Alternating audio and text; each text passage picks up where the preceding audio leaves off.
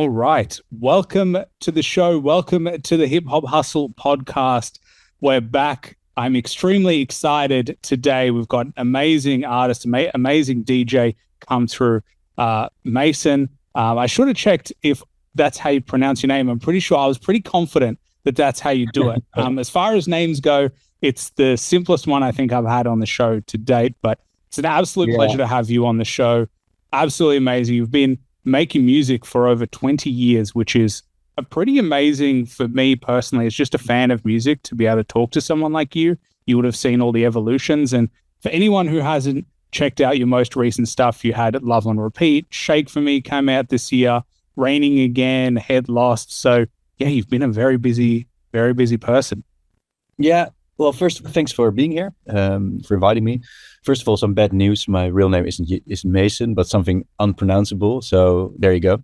I have a Greek father, and so it's called Jason Chronisch. But I won't hold you to it to try to kind of memorize that. I was going to say thank you. Yeah, yeah. As long as there's no Jason, then I'm happy.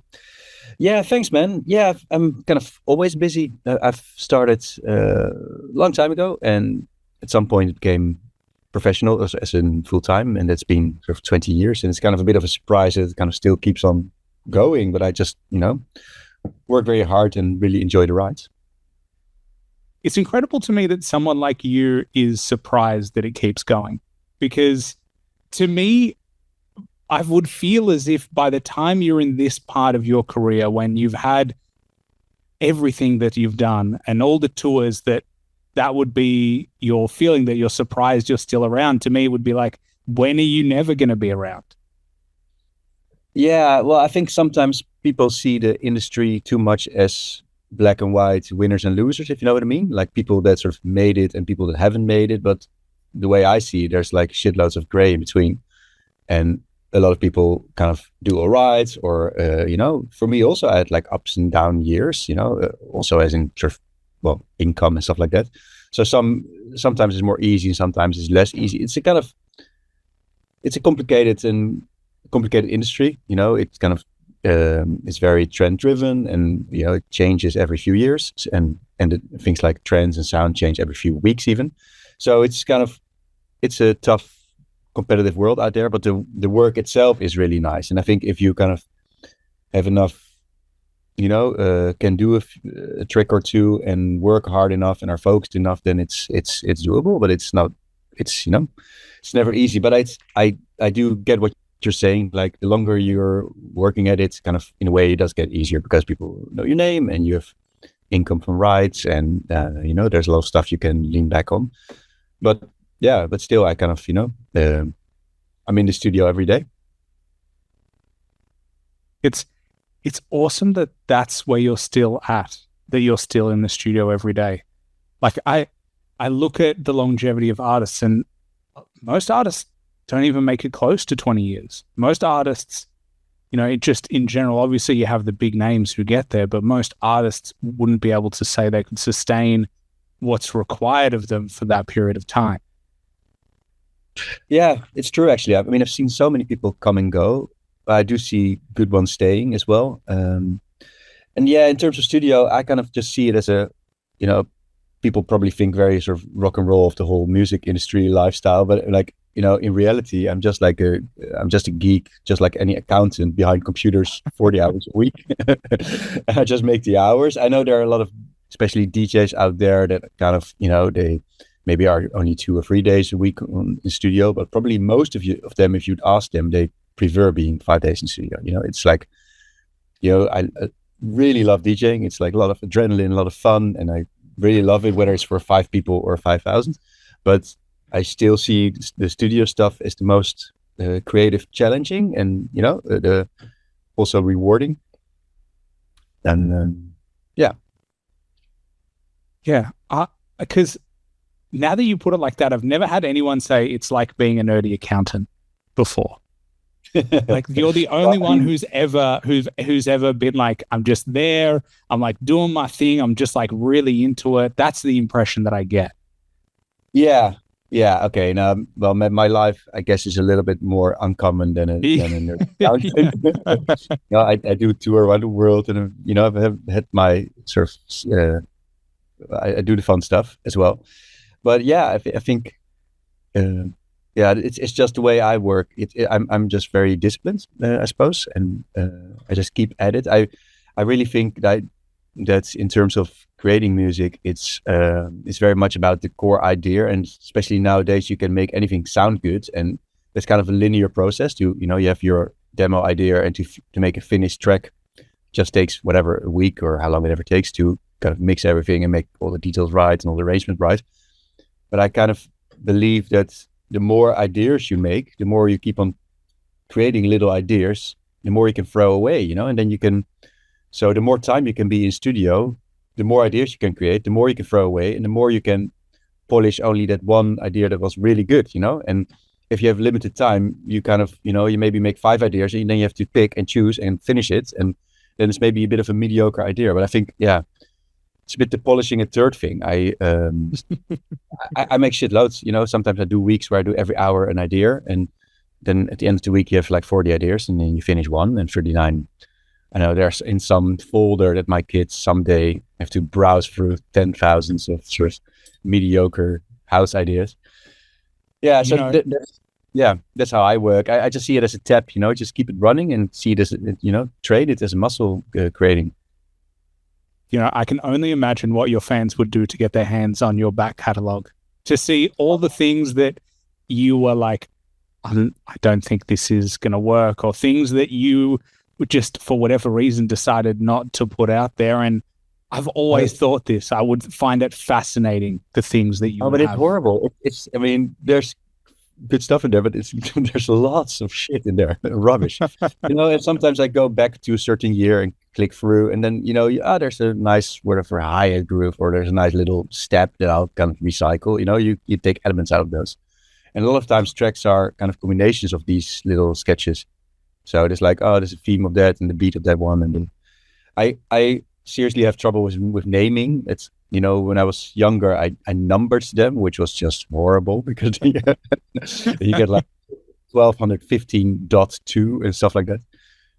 Talking about accountants. Yeah. Then at some point I did all the cities I knew from my mind, or all the rivers, all the countries, and yeah, at some point, like after 1,000 or so, you're kind of done with that. So now I'm in household utensils.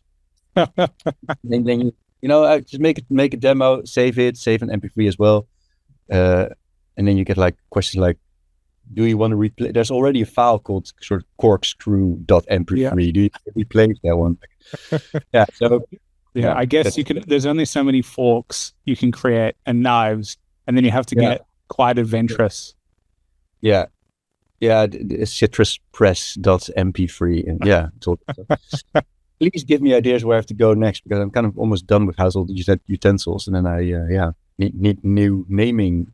What are you thinking of going to next? Where do you think you'll be able to go? Maybe all the people I know that I've met in my life. Could be an angle.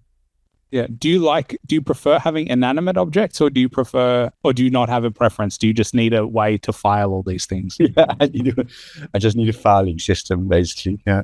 I mean, you could go I'm not making it very sexy, do I, the whole music production thing? Well, do you know, this is the thing, though, because everyone thinks it's sexy, and then they start doing it, and then they're like, oh, this isn't exactly what I thought it would be. And it's like, well, yeah, that's only part of it. So yeah, it's also quite sexy. It's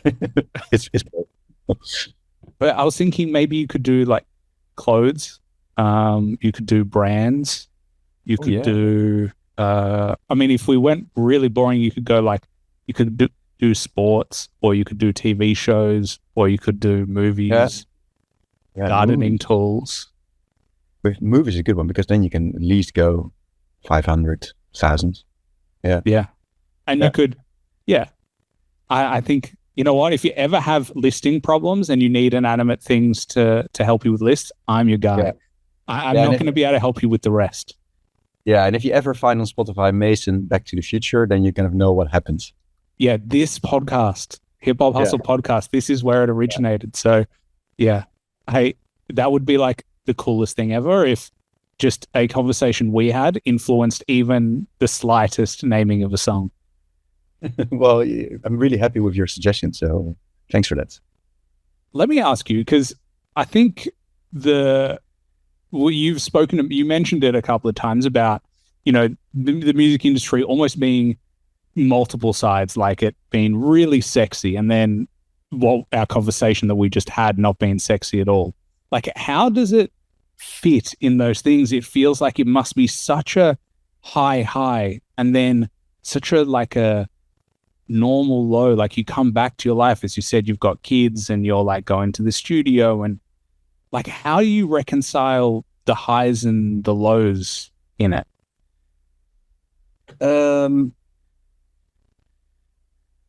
Well, I think in general, you need to kind of be somewhat stable type to maintain in this industry. I see a lot of people struggling with it who are like a little bit more,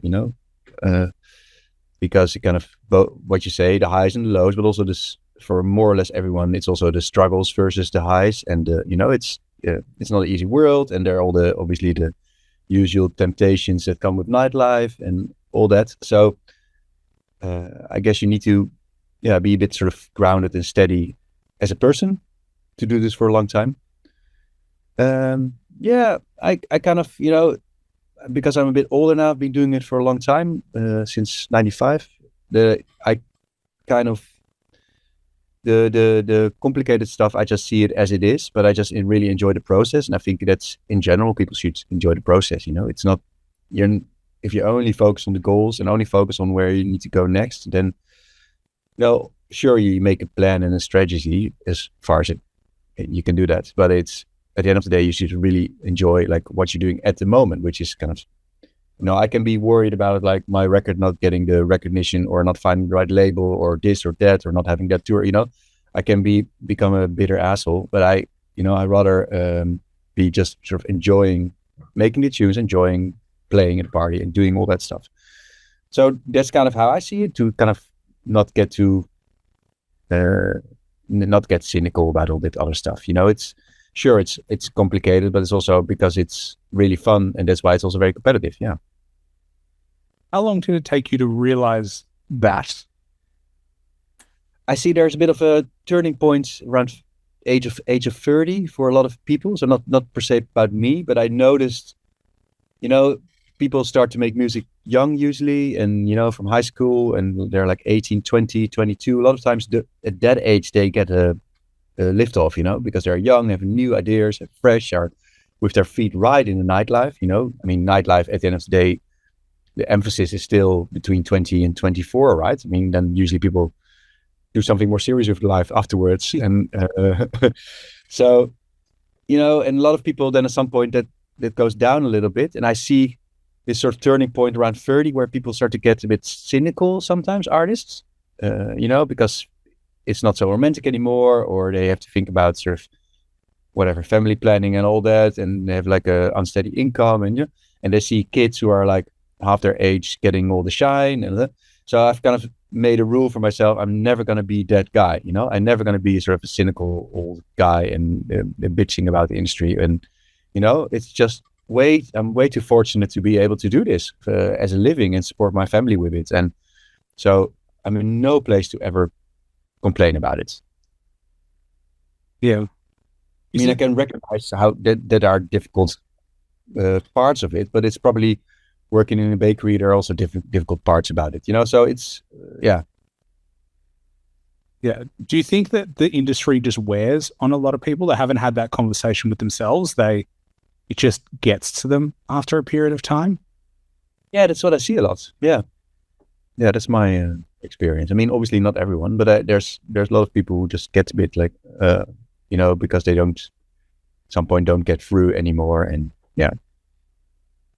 Just seems more complicated than I originally thought. When I started this podcast, I had no idea about all these things that you're talking about. And the more artists I speak to, the more like it's like I get a window into the house where you're all in the house and I'm a fan. So I get to like look in for a period of time by having these conversations with you. And the more conversations I have, there is part of me that's like, you all sign up to a difficult deal. A lot of fan speculation, a lot of speculation in general. It's one of the biggest industries in the world, but it's also one of the most competitive industries in the world. And I kind of look at you all and I'm like, there is something in it that is quite magnificent in its selflessness. And there is the other side of the selfishness. And I don't know, I find musicians and artists so fascinating because I think you really put yourself on the line in this industry. Yeah, and I mean, I think it's with a lot of competitive things that a lot of people want to be doing. I guess LA is also full of wannabe actors that are doing 2 jobs on the side and hustling, and and same with people who want to be a football player, and they're who just don't get to that level, but do put everything aside to train, and so it comes with the territory if you want to do these kind of jobs. We run in the Netherlands with a bunch of people. We set up a pop artist association so we represent 700 pop artists here in the Netherlands, and we do all sorts of things for them. But we really notice like we have all these sort of mental health classes and stuff because people are just sort of struggling with the expectation and social media and pressure and stage fright and addictions and depressions and in general, in creative industry, there's much more neurodivergency. Why do you think that is? Yeah, it's I don't know. I think a lot of studies show that there's like 3 times as much neurodivergency within creative jobs. So there's like something that goes very well together with maybe a bit of an uncommon mind and creative job. And then our jobs gives a lot of challenges. So yeah, and on every level, I'm in this, for instance, in this WhatsApp group with a lot of people from the DJ Mag Top 100. So a lot of very famous DJs are in there, and it's kind of after the death of Avicii, people started to look after each other because, especially guys who are on the tour 24/7, were like very, very little time at home, have a very can struggle with the sort of life balance, between family life and studio life and touring, and then you have all the temptations we talked about, and it's I don't know. I think we kind of covered the negative parts. I feel like I'm becoming the whining guy. It's just way too much fun. But sure, I mean, we can talk about the negative stuff, but there's so much positive stuff, obviously. Well, I think it's, to me, it's important to understand the 2 sides of the coin. Yeah. So like and I mean, I don't know, maybe it's the questions that I'm asking you. So it's not just you. I think it is definitely the questions. And I have one more negative question before we move to some positivity. Sunlight. Yeah, let's go. Yeah. What was the impact of Avicii's death? Like, he's obviously a key pillar in music, a key pillar in the industry. Yeah. What was that impact for the DJs who obviously knew him, who are making their music, who are living a very similar life? It was quite massive. Also because around that period, a few people fainted on stage. So there became a sort of general awareness that, something is a bit off here. And I think you have to understand that like everybody that gets to that sort of high level got there because they're super ambitious. So, they once were teenagers and once were like looking at sky, like I want to become that guy. So they had this massive drive. And at some point, they succeeded where others haven't.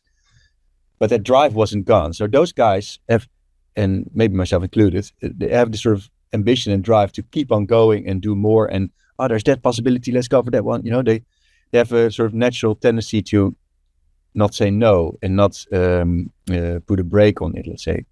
So you need a team that does that for you. But in terms of DJs, who very often, not myself, but a lot of people work with a lot of like external producers and songwriters.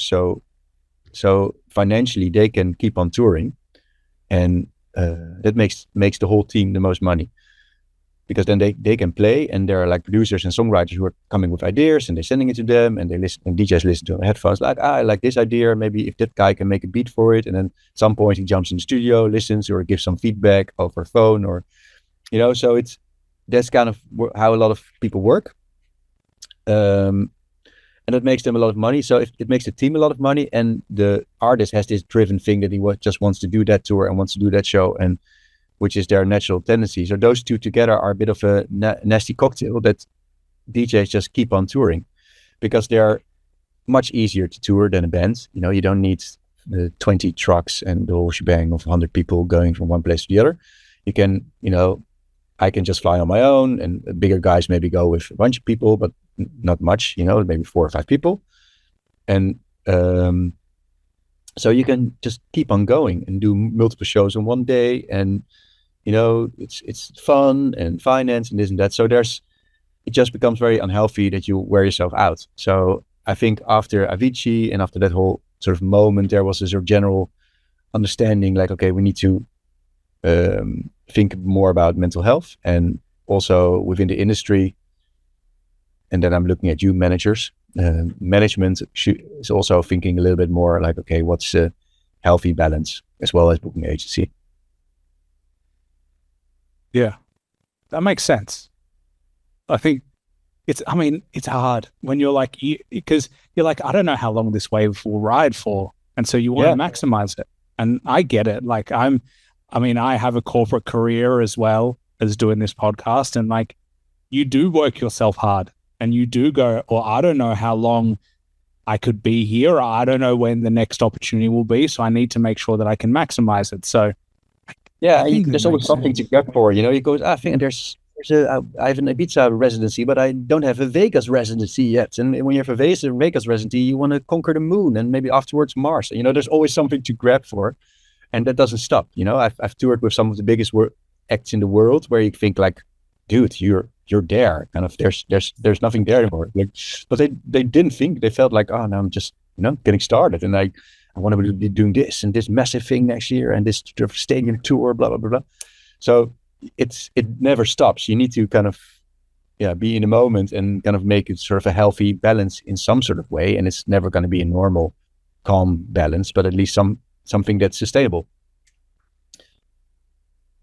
And that's the thing that got them to where they are in the first place. That's the irony, and that's the thing I find so fascinating, is that drive and that mentality and that desire to keep going and push yourself to the next thing, that's the thing that got them there, and that's the thing that got you there. And it's like that self-recognition of going, I need to take a step back and be thankful and look at my life and be able to go, I am very fortunate, I think is such an important part.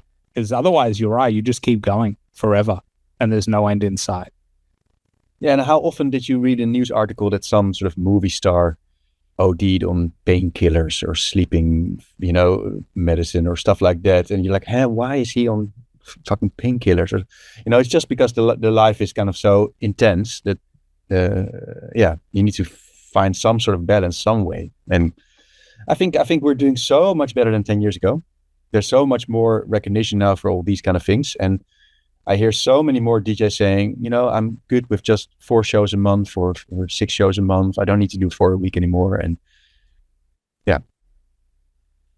It sounds like, and it's weird because talking to a lot of hip hop artists and rappers, it feels like the DJ community is a much closer community than necessarily in hip hop, especially at the moment. Like, I get this impression, like in hip hop, there's this historical element of beef, historical element of feuding and fighting, and like the fans love it. Like we do, like genuinely, the biggest thing in hip hop this year was when Drake and Kendrick Lamar were going back and forth, and they were dropping singles out of nowhere in response. And the energy in the community was like, I want this. This is exciting. Is it a marketing cultivated thing? I kind of always wonder a little bit, because everybody loves it. It sells records. It's massive for their brand, such beef. So I kind of always, I'm a bit maybe sometimes skeptical, like how big is this sort of that element? I think it's definitely there. I definitely know that there would be artists who would talk to one another and go, hey, if we go head to head on this, we could make some money. I mean, there's 50 Cent and Kanye West famously went head to head, and they said whoever sold the least amount of records would retire. 50 Cent didn't retire. Maybe it's they don't need to kind of doesn't need to be outspoken, but maybe when it just happens, they kind of know what's going on and they kind of both, bank on it. I don't know. Yeah, we don't really have it in dance music. I mean, our scene is very fragmented. So people who are in sort of techno, I kind of never meet because they're in different labels, different clubs, festivals than where I'm sort of based. So you have all these kind of silos a little bit. But apart from there's no beef. Would enjoy a little bit of beef actually. I mean, would be the whole thing fun. Yeah. Well, you can start some on this show. Like we can. There's no reason we can. Yeah. Who do you want to start some beef with? Like, is there anyone you're like, let's go, or are you just like welcoming challenges? You have lots of opportunities. There's lots of ways to start beef with people. Is you can just issue an open challenge and say anyone who wants to go head to head with you. Yeah, I think I shot the gun a little bit by making that marketing remark. So if I would do it now, they know that it's not planned because this show, no one would plan a show like we're planning this. So, I'll have a think. You'll have a think. All right, you'll put it out on your socials, and then you'll know. Yeah, bluntly.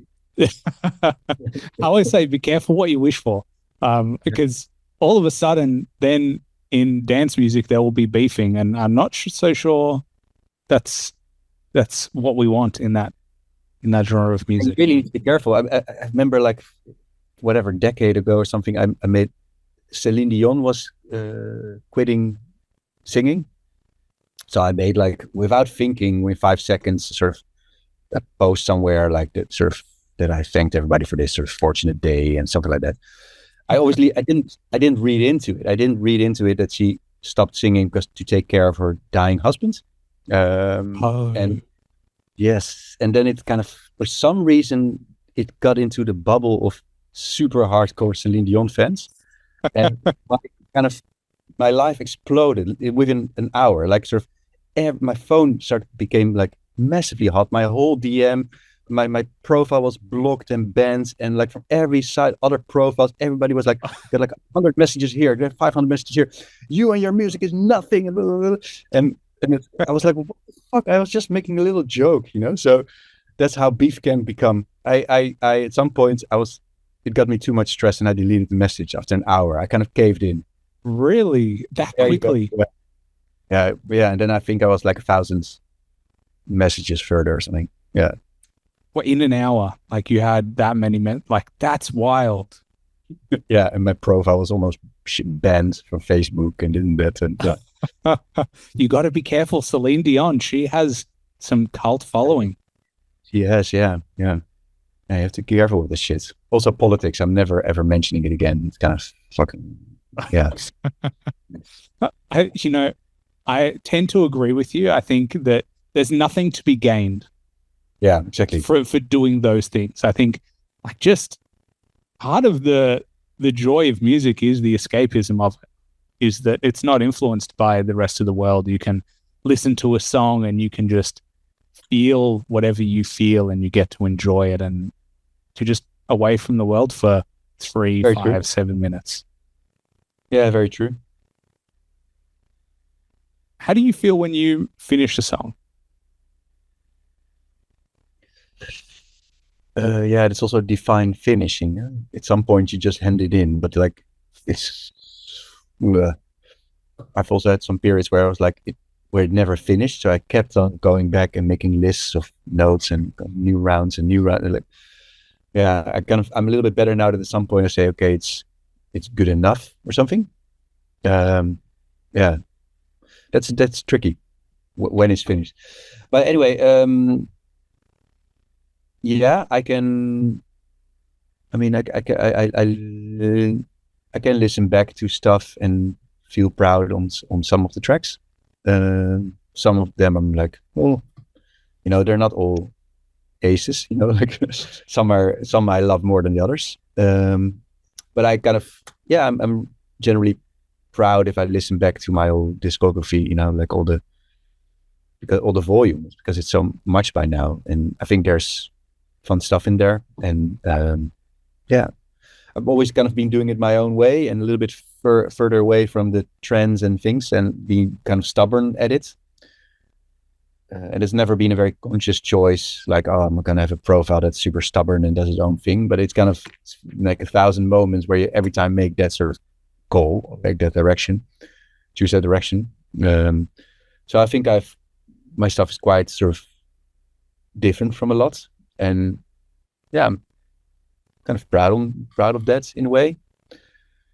In a way, I also still, I listen to a lot of other music from other people and still get blown away by it. And sometimes also, like any other artist, feel like, what the fuck am I doing compared to this sort of what this and this person is doing, which is so fucking awesome. But, I guess that's part of it. But for me, it's really important to kind of do it my own way and do it sort of without too much compromises. And I'm lucky that the stuff that I love is somewhere in between pop and dance. So it's not super overly complicated. So that's why I can still make a living, because it does sort of appeal to a wider audience. But it's in its form, it's still for stuff that's between pop and dance music, it's still kind of left of center and strange. Or that's kind of how a lot of industry see it. Yeah, so I think I have quite a nice balance of those things. I think that's what I like about you, though. I like an artist who's a bit stubborn and who's a little bit like, I'm going to do it my way and I'm going to hold my vision. I think that's, I don't know, I think that makes you unique. I think that makes you special. I think that your job as an artist, as simple as this sound, is simply to make the music you want to make. That's it. I think that's it. That's the whole point. I think that is the point, yeah, for sure. And sometimes, I think more so in dance music than in other genres, but I'm not 100% sure, but that's my feeling, that people also kind of make sort of club tunes, stuff that people want to DJ now. So that's very much, okay, this is the sort of bass sound of today, or this is the kind of vibe that people on dance want today. So there's a lot of people that just throw stuff over the wall, that have a lifespan of 3 weeks, and then they're, and then it's all sold on DJ stores like Beatport and stuff, and then they're out. And that for me feels more like it feels a little bit less like art, if you know what I mean. It feels a little more like I'm struggling with the English word for it. I only know the Dutch one, but it's like where you make stuff on demand that people want, like people make music for advertisement and stuff like that. But I think art should be free and should go any direction and should be a discovery. You start with an empty canvas and you go left to right, you go any direction, and that's the way that I like art, and in any art. I'm not talking only about music. And I think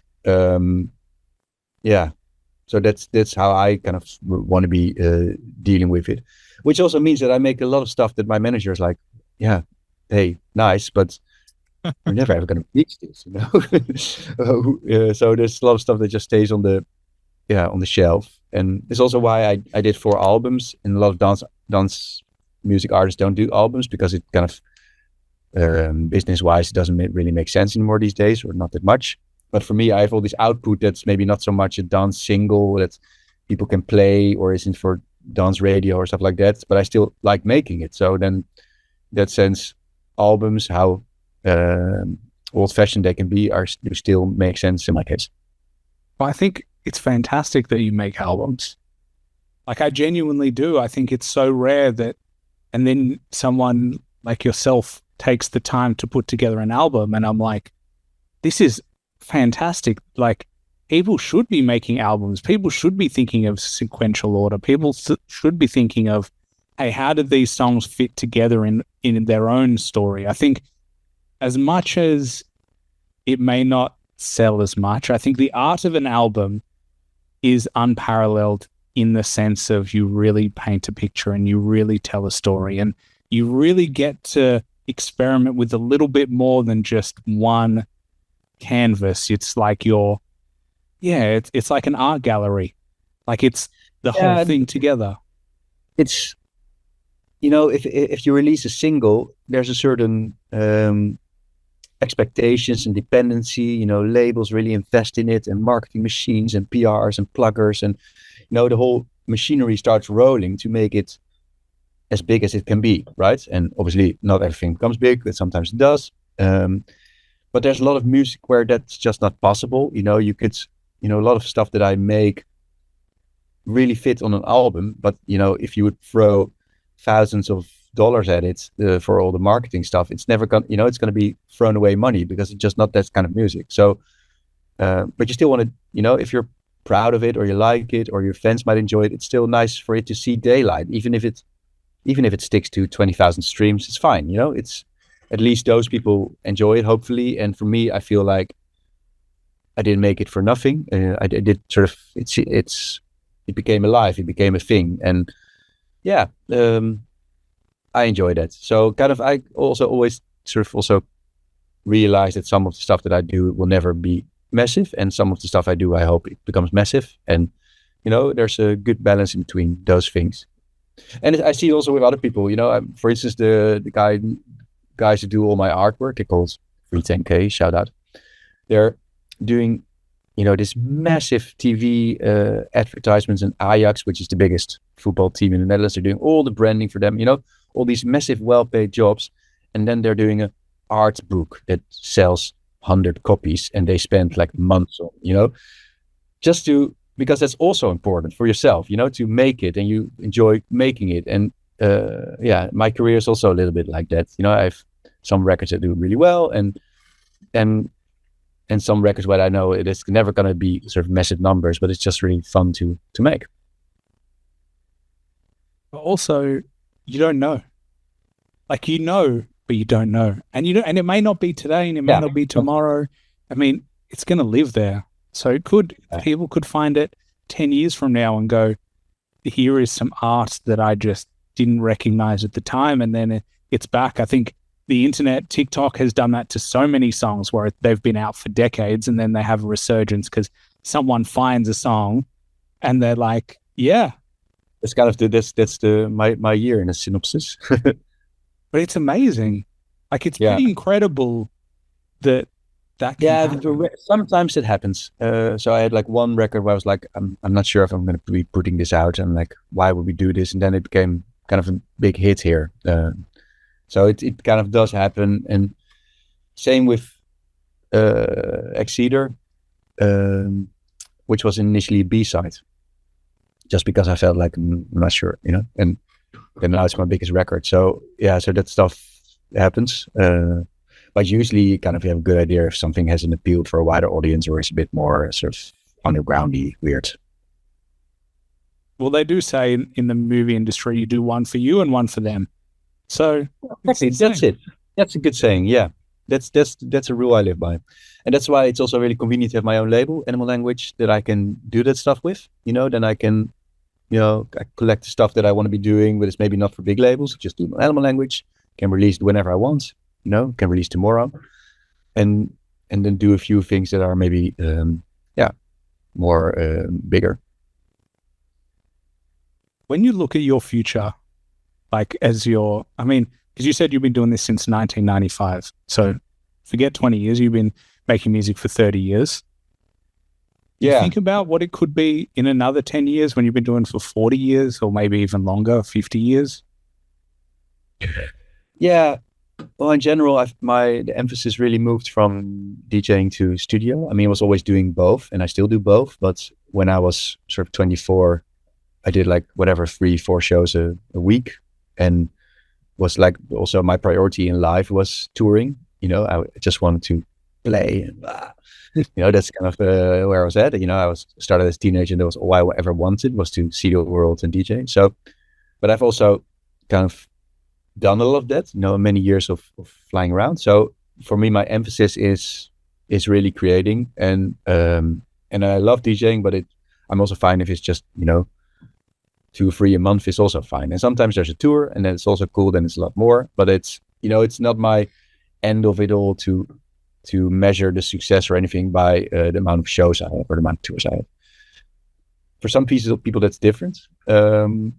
It's also because my music, I have like big part of my income is also the rights that the music generates. So that's, I guess, different if you're making techno or making, the underground stuff. Then you kind of usually those artists mainly live from playing, mainly live from gigging.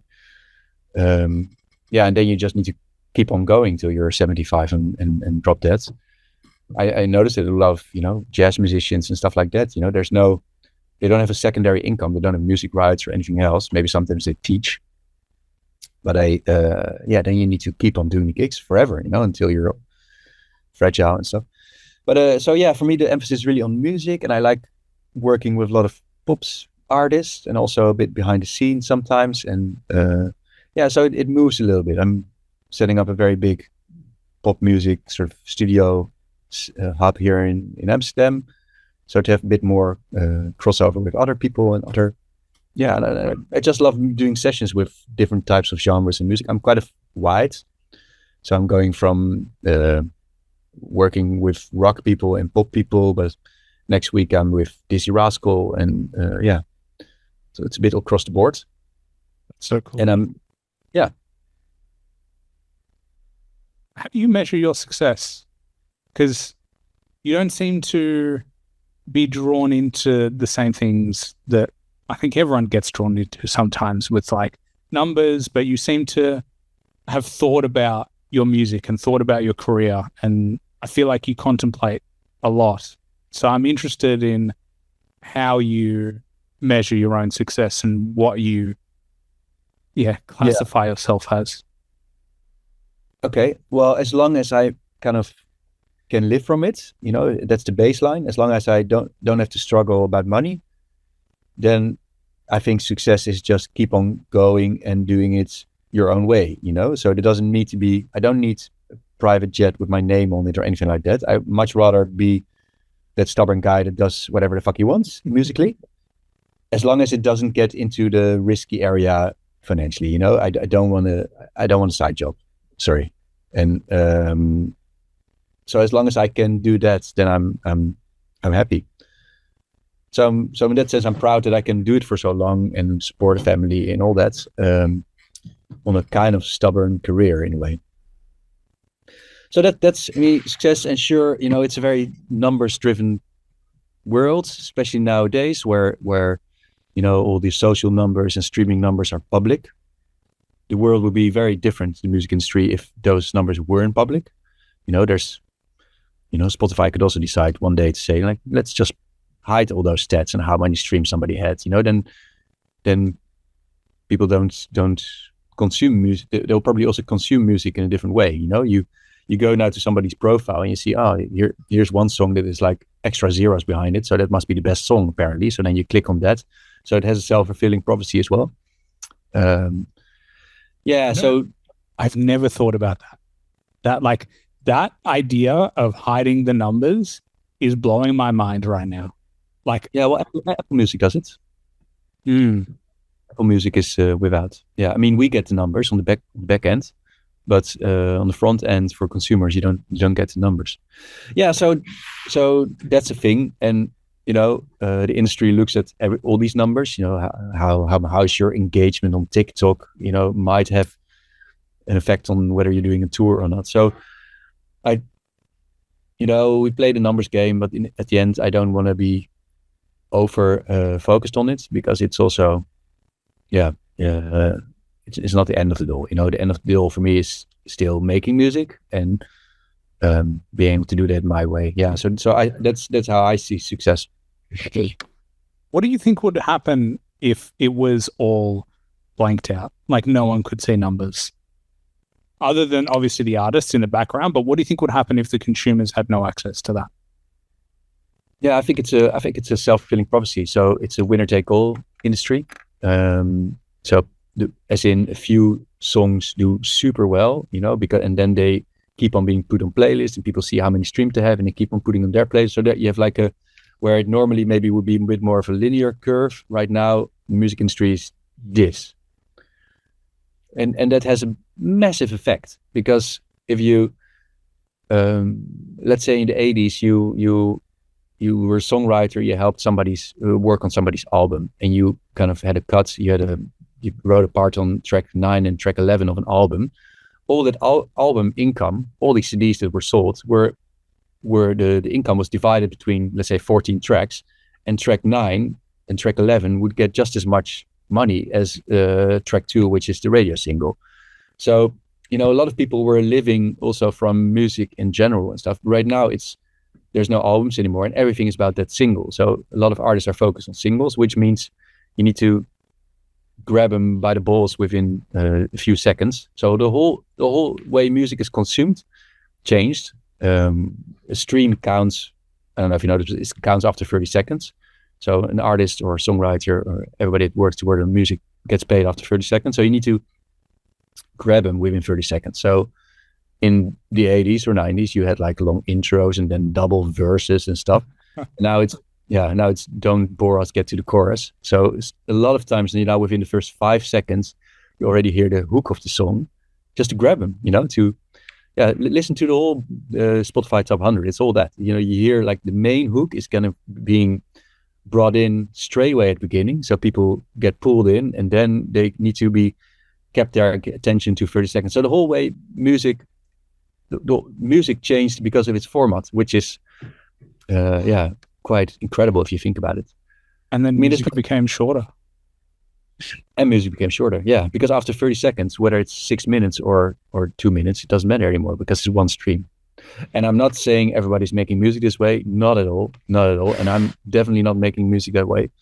But it's kind of, it's funny how a format changes its music. And it happened before, obviously, from vinyl to cassette to CD to the whole thing. It's, I mean, back in the 80s, 90s, you had to buy a CD.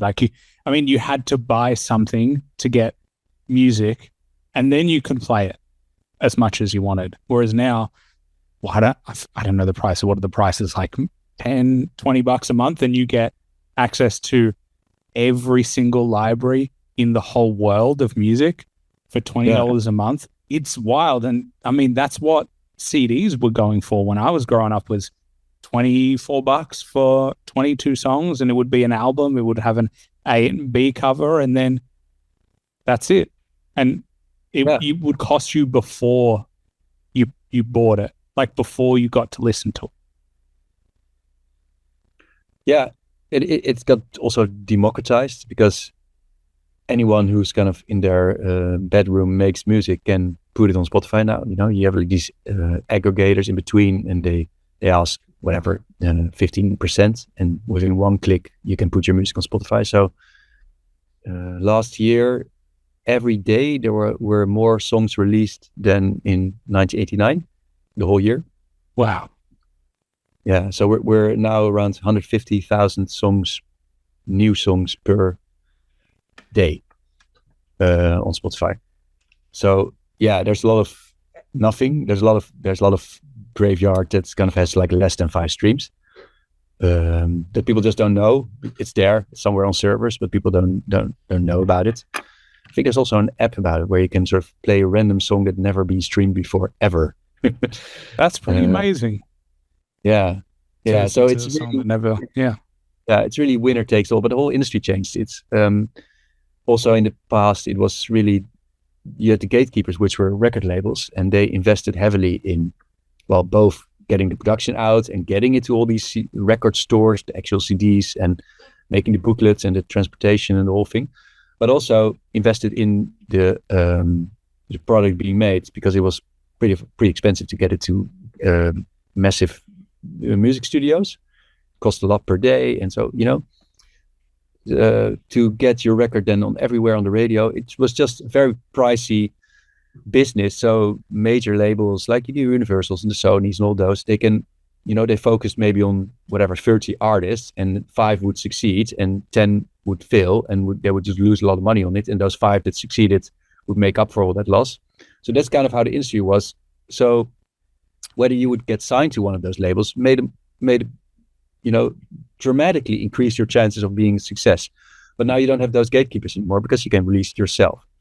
And the role of record labels really changed because they don't have to invest so much anymore. They get kind of a finished product from an artist, and they invest a bit in marketing, but they're also not the only ones anymore that can get your music into record stores, because you can do it yourself from a laptop.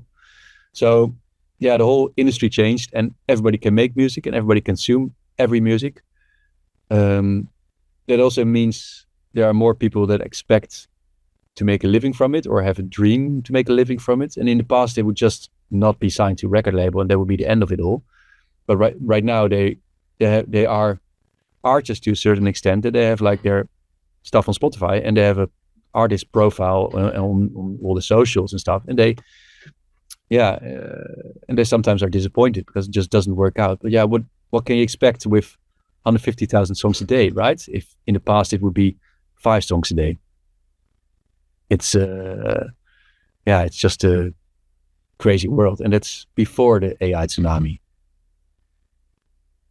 As you were talking about it, I was like, I can see you being positive about it, and I can see you understanding the challenges with it. And in both eras of like, here are the positives, here are the challenges. And it's impossible to kind of know whether it's good or bad or otherwise, because you're 100% right. With the barrier to entry is as low as it's ever been. You don't even need like the microphones these days you can buy so cheap, and you can have a studio in your house for no money. You can get you can really release songs pretty cheaply these days. Like, you know, I think about podcasting. My first podcast, I had a shitty $100 mic. It sounded like I was recording through a potato, but you could put it out there. It didn't cost you any money. You just were able to put it out there. And then as you go, you want to invest a little bit more. And I bought microphones, I bought a few things, but even still, it really hasn't cost that much money. And I'm like, if it wasn't for the low barriers to entry, I wouldn't be where I am today. But at the same time, every man and his dog has a podcast. So it's kind of like, I don't know how it's good and bad at the same time. Yeah, you know, the world changes. I'm not the type to always think to look back like it was better in the past. It wasn't. It was different, you know, and it will always change. It will be different in 20 years. It accelerated though, you know. It feels like every 5 or 10 years the whole music industry changes. You know, when I started, there was no social media, there was no audio on computers. You still had to do everything with samplers and with hardware equipment. We got social media. Downloads started when first we sold physical, and then downloads came, and then Napster came, and then streaming came, and now AI comes. So it's like, maybe I do feel like in general, I think that's the case, that technology is kind of dramatically increasing faster and faster. So it's, you know, you used to have like different changes every 30 years, and now it's like every 5 years, it feels. And it also kind of makes it interesting. You have to adapt, and there will definitely be people who kind of fail to adapt, and there will definitely be new heroes who are early to adapt. I think especially right now with AI, that's a new reshuffle. How do you feel about the AI influencing your own personal music?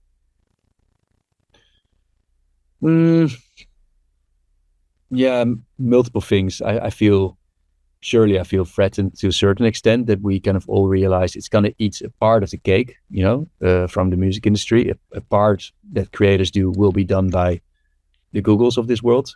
And it's maybe not the music that I make, or, you know, but it's, if you look at the industry if you zoom out to the whole industry, there are a lot of people who have like this awesome artist project because they do 2 days a week music for whatever supermarkets or advertising, you know, to make money for this. And if that part of the job kind of gets deleted because AI can do that stuff, then they don't have the money to do the other project, and, you know, stuff like that. So it's gonna have a big impact. That's one side of it. We're really kind of hoping legislation will be a little bit quicker than it was with social media to adapt. You know, social media was the first 10, 15 years of free haven to just post anything because it was user-generated content and not pay any copyrights. It now slowly is changing a little bit. With AI, we hope as an industry that it's going to be paid tech. You know, there's no reason why Midjourney or Udio or Suno will be free. I mean, it could also be every time you click on it, it costs 10 cents and it gets to the creative industry. It's whether that's paid from subscription or whether it's paid from advertising, you know, so we kind of hope legislation is going to step in. And I think here in the European Union, we're a little bit ahead of the game, as in that we already have an AI directive, and they're kind of on the case. But we're at the minute we're looking at a tsunami of lawsuits that are going to decide like what are going to be the boundaries and what is going to be the fair compensation towards the creative industry. It's not just me; it's also for whatever photography and screenwriters, you name it. Well, especially as it evolves, it becomes easier to replicate. Like, the ability for here. Yeah. I mean, deep fakes. The thing that worries me the most is deep fakes. The ability for anyone to, this is going to be on the internet, and it's going to be you and I talking for an hour. And so they're going to have an hour of back and forth of being able to get speech pattern, facial recognition, and then if there's nothing to protect essentially us from that, people can just go out and just create essentially the exact same thing using the exact same cadences. And it's like, I think that's wild. And it's going to be double quality every whatever year or so. And already kind of, I have two sons, they're 6 and 8, and they already know a lot of stuff on the internet is fake. And, you really need to, bring that up within schools and really train people to kind of look for that and kind of know that, okay, the information you get fed isn't per se real. Yeah, so that's a change. So we talked about the negative stuff, but there's also a lot of fun stuff at AI, especially in the creating side of things. You have kind of two in music, two sides to it. You have these kind of tools that you can just write a prompt and you get your song, and that's kind of for consumers, and it's fun to play around with. But there are also all these tune tools that you can use in a studio context that can help you with making music, and they don't write a song for you, but it's like, I have a tool that kind of, a bass player accompanies whatever you're making, or a drummer, or there's an EQ that kind of analyzes the vocal and looks at like these frequencies are a bit harsh. You might want to cut this a little bit. And there are tools that help me take out a certain drum of a certain thing. And there are tools where I can say, okay, I have this song till here. I'm a little bit stuck at this point. Give me 5 suggestions. Like these kind of tools that kind of help you in the process, and they're cool, and they, I mean, technology has been helping us for a long time already. Yeah, I mean, I work daily, even before AI. I work daily with all these software where I have no idea how it's working. I press a button. I mean, I know kind of what it does, but how it's working under the hood, I have no idea. And the same with AI. So it's already we're not doing it manually anymore. Already it's, especially with electronic music, it's not the same as playing a guitar and a bass guitar and a drum and a vocal like in the Beatles days. It's already, we're letting software synthesizers create sounds, and we pick some bits that we like, and that's already over the last 20 years became easier and easier and easier and easier because technology does a lot of stuff for you. And that's going to take a massive step now again, which also means that we have more time to be creative and make creative choices and not be too over concerned about the nitty gritty of EQ curves or, all that sort of linear 1,000 steps you need to do to make a record sound good. Well, 1,000, maybe 20,000. So, you can